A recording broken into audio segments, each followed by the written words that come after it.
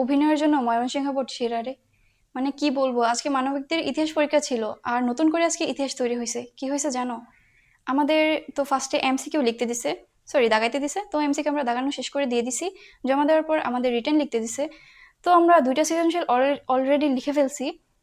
লেখার পর কি হয়েছে, একটা স্যার আর ম্যাডাম হঠাৎ করে ক্লাসে ঢুকছে, ঢুকে বলতেছে যে তোমরা সবাই লেখা স্টপ করো, তোমাদের খাতা আর প্রশ্ন নিয়ে যাওয়া হবে, আর নতুন করে তোমাদের খাতা দেওয়া হবে, প্রশ্ন দেওয়া হবে, নতুন প্রশ্ন, ওইগুলাই তোমরা আবার পরীক্ষা দিবা। মানে সবাই দুইটা সৃজনশীল অলরেডি লিখে ফেলছে, এখন এই টাইমটা এসে বলতেছে তারা যে নতুন করে লিখতে হবে।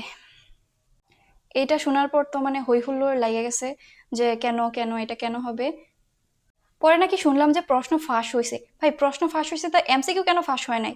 শুধু রিটেনই ফাঁস হইতে হইলো?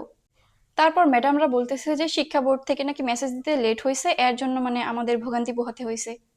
সে যাই হোক, যেহেতু বোর্ড এক্সাম, সবার তো এক্সাম দিতেই হবে। আর এক্সাম দিতে দিতে ভাবতেছিলাম কখন জানি আবার এসে বলে যে তোমরা এটা পরীক্ষা দিও না, তোমাদের আবার নতুন করে প্রশ্ন দেওয়া হবে। আবার না জানি বলে ফেলে যে এই পরীক্ষার পরে তোমাদের অর্থনীতি এক্সামটা নিয়ে নেওয়া হবে।